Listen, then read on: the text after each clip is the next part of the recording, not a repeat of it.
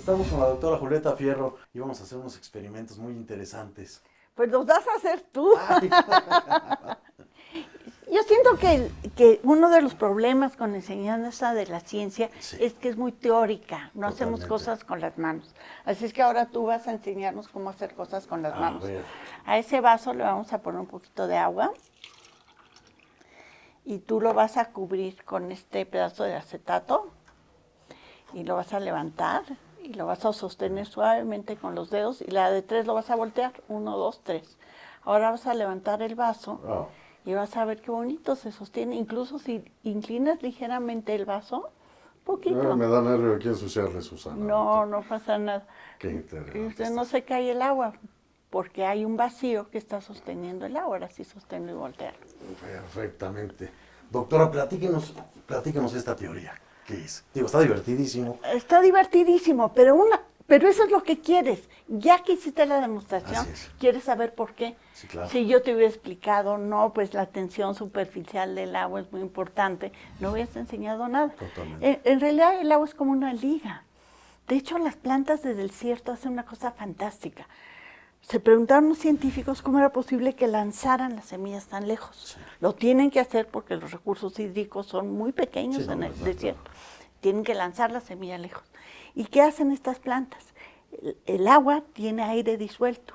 Y entre menos agua disuelta tiene, es más elástica la membrana del agua, como si fuera una pompa de jabón, o como los insectos cuando es que caminan sobre el agua, se sostienen.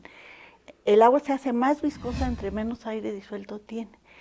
Así es que las plantas del desierto mantienen el agua en su savia hasta que se evapora todo el aire y se hace como una liga y en ese momento sueltan las semillas y el agua que queda avienta las semillas como una liga. Totalmente. Es que yo creo que es una forma divertida de que nuestros jóvenes, nuestros niños, aprendan estas teorías, ¿no? No cuadrado, no leerlo en un libro, porque bueno, un libro a fin de cuentas, digo, son muy interesantes, pero es plano.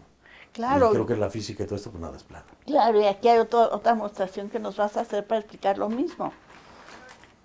Aquí la señorita nos pasó un saco de agua Ok. y tú aquí tienes 2 lápices y vas a fingir que eres un torero Ok. y vas a atravesar. Ah, caray, así nada más. Así, con fe. 1, 2, 3. Wow. Y viste qué suave, no se tiró el agua para nada. A ver, Así vuelve a es. hacerlo. Wow. No se tiró para nada. Porque Ok. la tensión superficial del agua mantiene los lápices en el interior del agua. Así es, ahora sí, me sentí como torero, me dejó impactado. Y esta teoría, ¿cómo es esta teoría, doctor? Pues en realidad, si no entra aire, Así es. no puede salir el agua. Si yo quito un lápiz, Sí, no, pues bueno. sale chorro de agua, ¿verdad? Doctora, muchísimas gracias. Estos experimentos padrísimos. Yo le quiero platicar a mí, por ejemplo, en mi caso, y creo que en muchísimos casos, pasa que a mí me costaba muchísimo trabajo las matemáticas. Hasta que tuve un día un excelente maestro que lo que hizo fue explicárnosla para entenderla. Y una vez entendiéndola, bueno, pues ya era muy lógico. Claro, por eso es tan importante que los niños que les gustan muchos zapatos electrónicos Así es. usen estos nuevos programas para aprender a programar, para ellos hacer sus propios juegos, sus propias diversiones, que son, porque los programas de lógica no son más que, Así es. perdón, los programas de cómputo, los algoritmos que se llaman técnicamente, Así es. no son más que pasos lógicos para hacer una cosa. Así que ellos pueden decir, pongo el pececito en la pecera y ahora es de color verde y ahora tiene burbujas y ahora se come al otro. Esos pasos lógicos para crear un programa son los pasos lógicos de las matemáticas. Y yo creo que es muy importante ir experimentando, ¿no? Por No nada supuesto. más te tienes que aprender la fórmula porque la fórmula no. es así y si no está bien hecha la fórmula está mal el resultado, ¿no? Eso es fatal. Por eso yo creo que la primera clase de matemáticas tiene que ser inspiradora. Que veas aplicaciones prácticas de las matemáticas. Después tiene que haber clases donde ejercites este pensamiento lógico. Después el maestro tiene que estar interactuando con los alumnos para ver si van entendiendo. Sí, claro. Porque si les hacen un examen al final del año, no saben si los alumnos Sí, aprendieron. a lo mejor se aprendieron la teoría, ¿no? Pero qué tal si ni eso, ni los alumnos saben qué les va a preguntar el profesor. Totalmente. Yo solo aprendí en la clase de ballet. Ok. Fíjate que siempre estaba el espejo, el profesor, las compañeras, y la evaluación era continua. Y por eso puedes entrenar a un bailarín clásico de ballet en poquitos años, igual que un futbolista. Todo el tiempo hay que estarlos evaluando. Entonces, hacer ejercicios que ellos descubran estas Que vayan pequeñas descubriendo cosas. esas pequeñas Ah, cosas. ahorita Claro. hasta Así es. sonreíste. Sí, ¡Qué sí. padre! Y después se necesitan clases integradoras, donde este conocimiento que tuvieron los chicos sienten que les sirve para algo, porque si no el abandono escolar es muy grande. Es que ese es un tema que está preocupantísimo en México. Claro. Entre las giras que hemos hecho en las escuelas y demás, hay un abandono escolar altísimo. Y no solo son causas económicas, es que los chicos sienten que lo que les enseñamos en las escuelas no les va a servir para nada. Por eso se necesitan estas clases integradoras donde los estudiantes utilicen lo que aprendieron y vean cómo les facilita la vida de una manera Sí, extraordinaria. que realmente hagan ejercicios sobre lo que van aprendiendo, o sea, que le encuentren la función. Exactamente. Así es. Padrísimo, es algo similar a lo que yo hago con el tema de la lectura en México, ¿no? Ajá. ¿Por qué de repente a los jóvenes no les gusta leer? Digo, me fue en mi caso, a mí me pasó y a muchos mexicanos nos pasó igual, ¿no? De los primeros libros que nos daban a leer, que es un librazo, Don Quijote de la Mancha, ¿no? O La Ilíada o La Odisea, que son libros muy difíciles. Sí. Yo siento que para que un joven, un niño, le tome gusto a la lectura, tiene que tomar un libro que lo haga imaginar, que lo haga sentir, que lo emocione y que lo divierta. Y que le haga sentido. Exacto, que le haga sentido totalmente. Por eso a mí me encanta que tú publiques a jóvenes mexicanos, porque ellos están pensando de otra manera. Totalmente. Y esos libros le van a hacer sentido a los jóvenes y van a querer leer. Sí, están hablando el mismo idioma. Por supuesto. Son la misma generación. Claro. Así es, totalmente. Les hace sentido la realidad del Quijote o del mío Cid. No nos hace sentido, Sí, es por otra más... época, totalmente. y la Ilíada y la Odisea Sí, ni claro. se diga. Sí, claro. Dicen que Don Quijote hay que leerlo con un par de diccionarios a un lado. Por supuesto. Y sea, si es que aguantas. Y si es que aguantas, así es. Es un librazo, a mí me encanta, ¿no? Bueno, mi libro consentido, desde luego, es El Conde de Montecristo. Ajá. Es un libro difícil, pero muy divertido. Pero lo que tiene es algo muy importante que te hace imaginar. Claro. Y yo siento que es lo que nos está haciendo falta, que desgraciadamente se está perdiendo en los jóvenes y en los niños, ¿no? Nosotros nos encontrábamos una lata y bueno, era un balón, no era un carrito, una muñeca y estos tipos de cosas. Y hoy los jóvenes no están usando la imaginación. Sí, tienen que recuperar eso, pero están aprendiendo otras habilidades que a nosotros ni siquiera se nos ocurría que Totalmente podíamos de acuerdo. tener. Totalmente, pero aparte yo creo que sí es muy importante, ¿no? La imaginación, por ejemplo, en el caso de las ciencias, ¿no? Ah, Las claro. ciencias, pues la imaginación es requisito indispensable. ¿Cuál ha sido el proyecto más interesante que ha trabajado en el ramo de la ciencia? Pues mi éxito ha sido más bien en la divulgación de la ciencia. Yo creo que lo que más me gustó fue ser directora de Universum. Eso me fascinó, bueno, es porque maravilloso. es como si tú eres director de orquesta y te dan una super orquesta.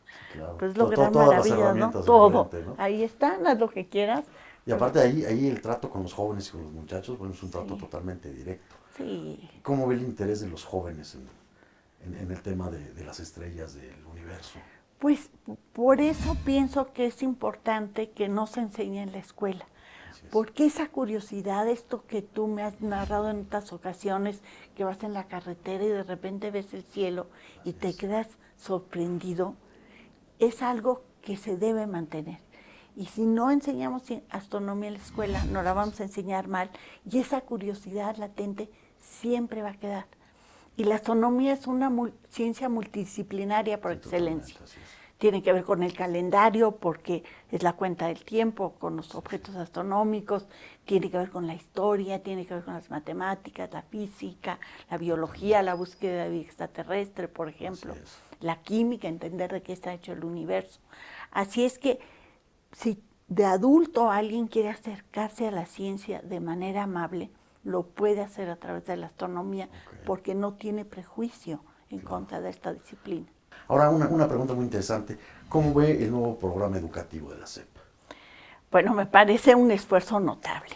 Así es. Yo creo que ahora lo que hay que hacer es convencer a los profesores que los nuevos programas van a estar cambiando con el tiempo. El conocimiento está variando muy rápidamente. Y no solo los docentes van a tener que estarse actualizando, sino todos.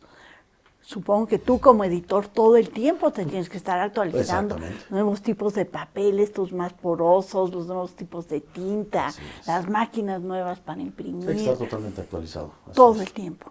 y los docentes también van a tener que estar actualizando, porque finalmente estamos estudiando el cerebro, estamos entendiendo cómo pensamos, cómo aprendemos, y además el conocimiento está evolucionando. Tú mismo me has dicho en otras ocasiones cómo el idioma, el español, se está modificando. Sí, claro. Así es que creo que eso va a ser un esfuerzo grande de convencimiento, que los maestros tienen que actualizar de manera continua. Sí, porque yo, bueno, todos los problemas que, bueno, los vimos en las noticias y demás, con la famosa evaluación, ¿no? Que no querían los maestros, pero yo creo que es algo importante, porque realmente nuestros niños se merecen a un maestro capacitado, a un maestro actualizado, que realmente les pueda dar esa buena información. No solo eso, tu público en este momento te está evaluando y si no le gusta va a cambiar. Claro. No le cambien, amigos. Por cierto. Todos estamos habituados a la evaluación continua. Yo lo veo, lo platico mucho con la gente que labora con nosotros. Sí. Les digo que nosotros más que una empresa o que una industria somos una familia, porque realmente pasamos más tiempo entre nosotros que con las mismas familias. Claro. Y lo mismo pasa en las escuelas, ¿no? Claro. Y además aprender así como tú dijiste, pensando, no memorizando. A los niños les gustan los retos. Sí. Y hay estudios muy interesantes que han mostrado que cuando uno se pone un reto que está un poquito por arriba de tus habilidades, disfrutas el reto. Totalmente. Piensa un partido de México de fútbol contra un contrincante que sea de su nivel o un poquito más alto, pues es emocionantísimo. Claro, si el rival es mucho mejor que el contrincante, pues da miedo, se apanica uno. Claro. Pero si tu reto es importante, te olvidas de todo lo demás y disfrutas el momento. Hay estudios de cómo era el cociente intelectual de los niños hace 100 años, cuando se inventó la prueba del cociente intelectual, ahora, y en los lugares donde los niños comen suficiente y no hay plomo en el medio ambiente, es decir, no hay contaminación, el IQ ha subido. O sea, los niños nuevos, sí, tus hijos, no sé si tengas o tus sobrinos, pues tus 3 hijos sí son más listos que tú. Sí, yo me sentía bueno en el tema de la telefonía, los celulares, todo esto. Y bueno, ahora me dice mi hijo, préstame, yo te lo arreglo, ¿no? Tiene 12 años y me arregla todo lo que es tecnología. Es que sí, es más listo que tú. Sí, ha subido el cociente intelectual de los humanos y tenemos que aprovechar eso. Sí, totalmente de acuerdo. Totalmente de acuerdo. Doctora, muchísimas gracias nuevamente por esta maravillosa entrevista y la vamos a repetir, si me lo permite, algún día. Vamos a repetir, vamos a ampliarla, porque realmente tiene muchísima información que aportar a nosotros los mexicanos. Muchísimas gracias, doctora. Amigos, muchísimas gracias. Esto fue Café Literario.